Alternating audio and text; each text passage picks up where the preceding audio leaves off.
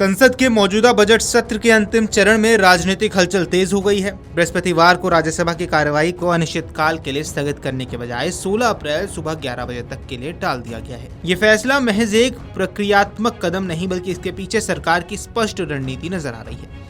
इस घटनाक्रम से संकेत मिले हैं कि केंद्र सरकार इसी बजट सत्र के भीतर महिला आरक्षण से जुड़े नारी शक्ति वंदन अधिनियम में संशोधन का रास्ता साफ करना चाहती है। इससे पहले केंद्रीय संसदीय कार्य मंत्री किरण रिजिजू ने राज्यसभा में संकेत भी दिए थे कि सरकार महिला आरक्षण विधेयक 2023 को लागू करने के लिए एक संकल्प पारित करने के लिए 2 से 3 सप्ताह के भीतर संसद की बैठक बुला सकते हैं। अब राज्यसभा की कार्रवाई को 16 अप्रैल तक के लिए स्थगित करने का फैसला किया गया है और जिससे इस संभावना को और मजबूती मिल गई है कि सरकार इस बीच जरूरी राजनीतिक सहमति जुटाकर विधेयक को आगे बढ़ाएगी। हालांकि इस मुद्दे पर राजनीतिक सहमति पूरी तरह से बनी हुई नहीं है। विपक्षी दलों का मानना है कि संसद में इस तरह के अहम विधेयकों पर चर्चा ऐसे समय पर होनी चाहिए जब देश के विभिन्न राज्यों और केंद्र शासित प्रदेशों में चल रहे विधानसभा चुनाव समाप्त हो जाए।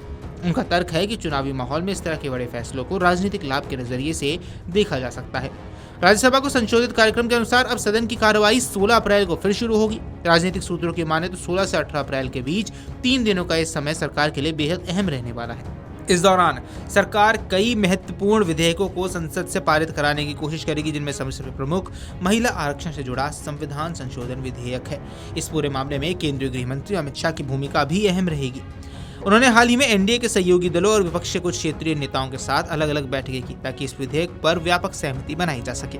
ये साफ संकेत है कि सरकार इस मुद्दे को लेकर गंभीर है और इसे जल्द से जल्द लागू करने की दिशा में कदम बढ़ा रही है।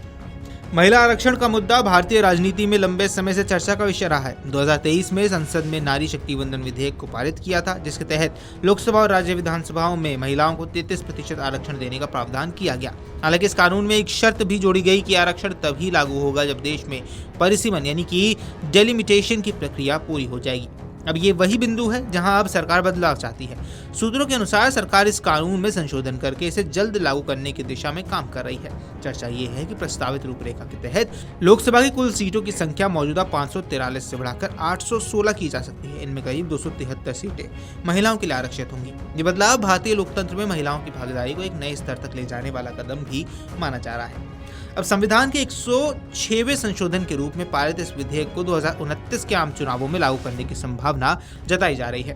हालांकि राजनीतिक विश्लेषकों का मानना है कि सरकार इसे चुनावी रणनीति के रूप में भी इस्तेमाल कर सकती है, खासकर ऐसे समय में जब कई राज्यों में विधानसभा चुनाव चल रहे हैं। महिला आरक्षण विधेयक के अलावा सरकार के एजेंडे में कई अन्य महत्वपूर्ण विधेयक भी शामिल हैं। इसमें सशस्त्र पुलिस बल विधेयक 2026 प्रमुख है। ये विधेयक राज्यसभा में पहले ही पारित हो चुका है, लेकिन लोकसभा में अभी लंबित है। विपक्ष का आरोप है कि सरकार इस विधेयक को जल्दबाजी में ला रही है और इसे पर्याप्त चर्चा के बिना पारित करना चाहती है। जहां विपक्षी दलों की मांग है कि इस विधेयक को संसद की संयुक्त समिति यानी कि जेपीसी के पास भेजा जाए ताकि इसकी गहराई से समीक्षा हो सके। दूसरी ओर सरकार इस विधेयक को जल्द पारित कराने के लिए रणनीति बना रही है, क्योंकि इससे आंतरिक सुरक्षा से जुड़ा अहम कदम बताया जा रहा है। इसी तरह विदेशी अंशदान विनियम विधेयक 2026 यानी FCRA संशोधन बिल भी सरकार के एजेंडे में शामिल है। इसके अलावा सरकार कॉर्पोरेट लॉ संशोधन विधेयक और जन विश्वास बिल 2026 जैसे अन्य महत्वपूर्ण कानूनों को भी इस सत्र में पारित करने की योजना बना रही है। इन विधेयकों का उद्देश्य कारोबारी माहौल को आसान बनाना और कानूनी प्रक्रिया को सरल बनाना है।